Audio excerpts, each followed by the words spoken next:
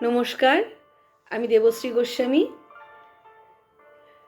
বিষয় যখন রবীন্দ্রনাথ, এ নিয়ে আমাদের আলোচনা চলছিল। আজকে শীতের সন্ধ্যায় বসে চায়ে চুমুক দিতে দিতে ভাবলাম রবীন্দ্রনাথ ঠাকুরের জীবন স্মৃতি থেকে যদি একটা ছোট্ট গল্প আপনাদের শোনানো যায়।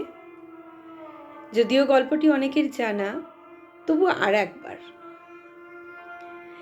যখন সন্ধ্যা হইয়া আসিত, পিতা বাগানের সম্মুখের বারান্দায় আসিয়া বসিতেন। তখন তাহাকে ব্রহ্মসঙ্গীত শোনাইবার জন্য আমার ডাক পড়িত।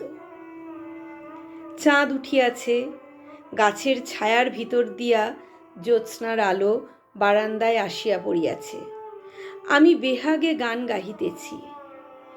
তুমি বিনা কে কভু সংকট নিবারে, কে সহায় ভব অন্ধকারে।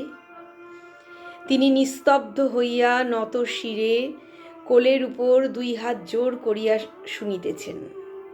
সেই সন্ধেবেলাটির ছবি আজও মনে পড়িতেছে।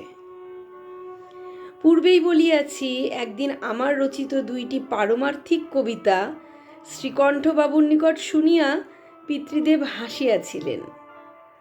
তাহার পরে বড় বয়সে আর একদিন আমি তাহার শোধ লইতে পারিয়াছিলাম। সেই কথাটা এখানে উল্লেখ করিতে ইচ্ছা করি। একবার মাঘোৎসবে সকালে ও বিকেলে আমি অনেকগুলো গান তৈরি করিয়াছিলাম।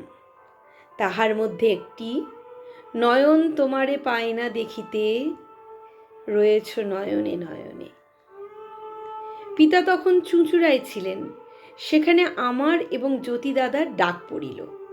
হারমোনিয়ামে জ্যোতি দাদাকে বসাইয়া তিনি আমাকে নতুন গানগুলি একে একে গাহিতে বলিলেন। কোনো কোনো গান দুবারও গাহিতে হইল। গান গাওয়া শেষ হইল, তখন তিনি বলিলেন, দেশের রাজা যদি দেশের ভাষা জানিত ও সাহিত্যের আদর বুঝিত, তবে কবিকে তো তাহারা পুরস্কার দিত। রাজার দিক হইতে যখন তাহার কোনো সম্ভাবনা নাই, তখন আমাকেই সে কাজ করিতে হইবে। এই বলিয়া তিনি একখানি 500 টাকার চেক আমার হাতে দিলেন। গল্পটি এইটুকুই, এই পর্যন্তই। কিন্তু তখন 500 টাকার মূল্য কতটা ছিল আমরা হয়তো এখন আন্দাজ করতে পারি, এবং বালক রবীন্দ্রনাথের কাছে সেটি ছিল বহুমূল্য।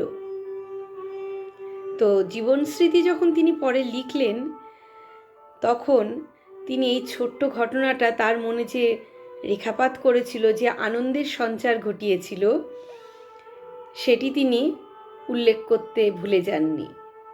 এরকম আরও ছোট্ট ছোট্ট অনেক ঘটনা, অনেক অভিজ্ঞতা তিনি জীবন স্মৃতিতে লিপিবদ্ধ করেছেন। আমরা আবারও হয়তো কোনো দিন এরকম কোনো একটা ঘটনা শুনব। মতামত জানাবেন। ভালো থাকবেন। আজ এই পর্যন্তই। নমস্কার।